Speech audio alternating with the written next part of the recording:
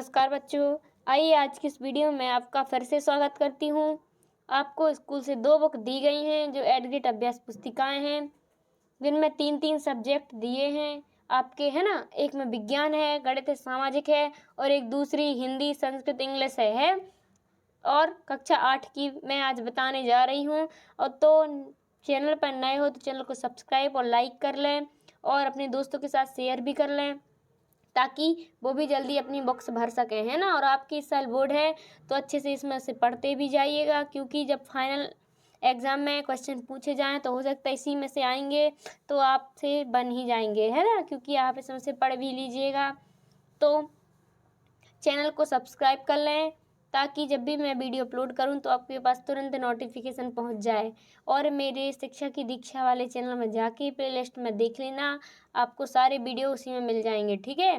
तो चलिए आज देखते हैं अपन कौन से सब्जेक्ट की देखनी है अपन को। आज अपन को विज्ञान की देखनी है, कक्षा 8 की, है ना। चलते हैं तो फिर देख लेते हैं। चलिए देखते हैं फिर आज कौन सा अपन को पाठ 7 करना है, जिसका नाम क्या है, पौधे एवं जंतुओं का संरक्षण।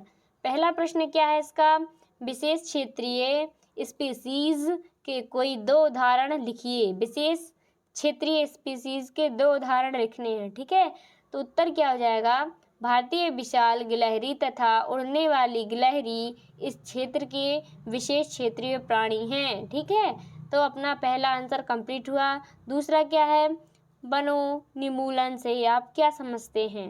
वनोन्मूलन से क्या समझते हैं, उत्तर क्या हो जाएगा, वनोन्मूलन का अर्थ है वनों को समाप्त करने पर प्राप्त भूमि का अन्य कार्यों के लिए उपयोग करना, अर्थात वनों को समाप्त किया जाना वनोन्मूलन कहलाता है, ठीक है।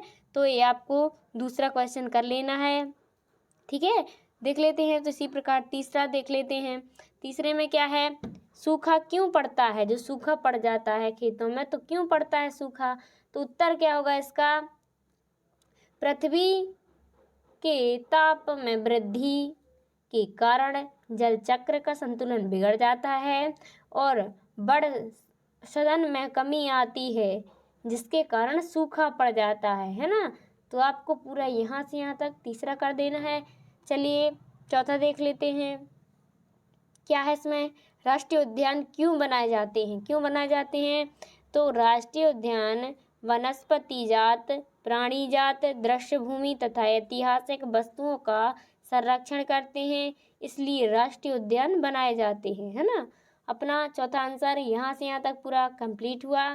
चलिए इसी प्रकार पांचवा देख लेते हैं। पांचवें में क्या पूछा है, जैव मंडल आरक्षित क्षेत्र क्यों बनाए गए। कोई एक जैव मंडल आरक्षित क्षेत्र का नाम लिखिए। तो उत्तर हो जाएगा, जैव विविधता के संरक्षण के उद्देश्य से जैव मंडल आरक्षित क्षेत्र बनाए गए हैं। पचमढ़ी जैव मंडल आरक्षित क्षेत्र है, क्या, पचमढ़ी, है ना।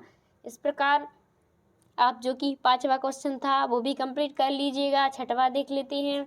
छठवें में क्या है, रेड डाटा पुस्तक क्या है, इसकी आवश्यकता क्यों है, ठीक है।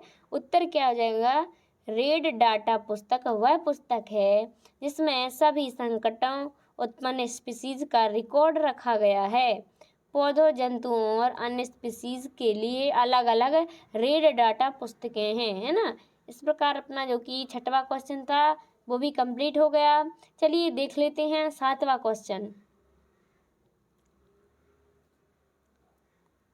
क्या है इसमें, वन्य प्राणी अभयारण्य और राष्ट्रीय उद्यान में अंतर स्पष्ट कीजिए, किन्हीं 2 राष्ट्रीय उद्यानों के नाम लिखिए। तो उत्तर क्या हो जाएगा, वन्य प्राणी अभयारण्य ऐसे क्षेत्र हैं जहां वन्य प्राणी जंतु सुरक्षित एवं आरक्षित रहते हैं, ठीक है। वन्य प्राणी अभयारण्य कहते हैं उसे, ठीक है। राष्ट्रीय उद्यान विशाल आरक्षित क्षेत्र हैं तथा पर्यावरण के संपूर्ण घटकों का संरक्षण करने में पर्याप्त हैं, इन्हें राष्ट्रीय उद्यान कहते हैं। 2 राष्ट्रीय उद्यान है, पहला सतपुड़ा राष्ट्रीय उद्यान और दूसरा पेंच राष्ट्रीय पार्क, है ना। तो इस प्रकार अपना सातवां क्वेश्चन यहाँ से यहाँ तक आपको कंप्लीट कर लेना है। चलिए तो देख लेते हैं आठवां इसके बाद, है ना। क्या है इसमें, कागज के पुनः चक्रण पर टिप्पणी लिखिए। पहला उत्तर का पहला क्या होगा, टन कागज प्राप्त करने के लिए पर्णरूपेण विकसित 17 वृक्षों को काटा जाता है, अतः हमें कागज की बचत करना चाहिए। इसका पुनः उपयोग एवं पुनः चक्रण करना चाहिए। इसके द्वारा हम न केवल वृक्षों को बचाएंगे बल्कि कागज उत्पादन के उपयोग में आने वाले जल एवं ऊर्जा की बचत भी कर सकते हैं, है ना। तो आप 8वां क्वेश्चन यहाँ से यहाँ तक पूरा कर लीजिएगा, है ना। चलिए तो अपन 9वां प्रश्न देख लेते हैं। 9वें प्रश्न में पहला ए नंबर का, ठीक है, क्या वनोन्मूलन से मृदा की उर्वरता पर क्या प्रभाव पड़ता है, समझाइए। उत्तर क्या हो जाएगा, वनोन्मूलन से मृदा की उर्वरता में कमी आ जाएगी। इसके अतिरिक्त बाढ़ तथा सूखा जैसी प्राकृतिक आपदाओं की संभावनाएं बढ़ जाती हैं। वनोन्मूलन से मृदा में ह्यूमस की कमी होती है ना, एवं वृक्षों की जलधारा क्षमता तथा भूमि की ऊपरी सतह से जल के नीचे की ओर अतः स्त्रवण पर भी विपरीत प्रभाव पड़ता है ना। इस प्रकार अपना 9वें का ए नंबर का कर लिया है आंसर यहाँ से यहाँ तक। चलिए तो 9 नंबर के बी पे देखते हैं, बी नंबर का, है ना।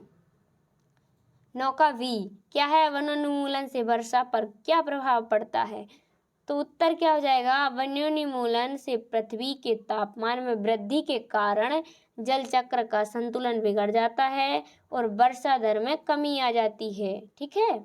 इस प्रकार आपको 9 का वी नंबर का कर लेना है। चलिए इसी प्रकार 10वां देख लेते हैं। 10वें में क्या है, 10 का ए, है ना, छोटे जीव जंतु हमारे पर्यावरण के लिए आवश्यक हैं, क्यों। तो उत्तर हो जाएगा, छोटे जीव जंतु भी आहार जल एवं आहार श्रृंखला के भाग हैं। आकार में छोटे होते हैं परंतु परितंत्र में उनके योगदान को अनदेखा किया जा सकता है ना। तो इस प्रकार अपना यहाँ से यहाँ तक 10वां हो गया। 10 का ए था ए। अब नीचे है 10 का वी, है ना। ए 10वें का वी है, क्या है, प्रोजेक्ट टाइगर अथवा बाघ परियोजना क्यों लागू की गई, इसको समझाइए। तो उत्तर हो जाएगा, बाघों को संरक्षण हेतु प्रोजेक्ट टाइगर अथवा बाघ परियोजना लागू की। इस परियोजना का उद्देश्य अपने देश में बाघों की जीविता एवं संवर्धन करता था, है ना। इस प्रकार अपना ये 10वें का वी था, वो भी अपन ने कंप्लीट कर लिया है। चलिए 11वां देख लेते हैं। 11वें में क्या है, लगातार औद्योगिकरण बढ़ने के कारण वनों की अनवरत कटाई हो रही है। क्या इन परिजनों में वृक्षों की कटाई हमारे पर्यावरण के लिए न्याय संगत है, इस पर संक्षिप्त रिपोर्ट तैयार कीजिए। तो उत्तर में वनों की कटाई निम्न उद्देश्यों के लिए की जाती है ना। पहला, कृषि के लिए भूमि का प्राप्त करना। दूसरा, घरों एवं कारखानों का निर्माण। तीसरा, फर्नीचर बनाने में लकड़ी का ईंधन के रूप में उपयोग। इस प्रकार से वनों की कटाई निरंतर बढ़ती जा रही है, जो हमारे पर्यावरण को विभिन्न प्रकार से प्रभावित करती है। पर्यावरण का संतुलन भी प्रभावित होता है। वर्षा एवं भूमि की उर्वरता में कमी आ जाती है। इसके अतिरिक्त बाढ़ एवं सूखा जैसी प्राकृतिक आपदाएं भी संभावनाएं बढ़ जाती हैं, ठीक है, इसकी संभावनाएं भी बढ़ जाती हैं। इसी प्रकार सारे आंसर्स करा दिए हैं मैंने, आप अच्छे से कर लीजिएगा इनको, है ना। और अभी तक चैनल को सब्सक्राइब नहीं किया तो सब्सक्राइब जरूर कर लें, ताकि जो आने वाली वीडियो हैं वो उनकी नोटिफिकेशन आपके पास तुरंत पहुंच जाए। तब तक के लिए थैंक यू, धन्यवाद। मिलते हैं नेक्स्ट वीडियो में।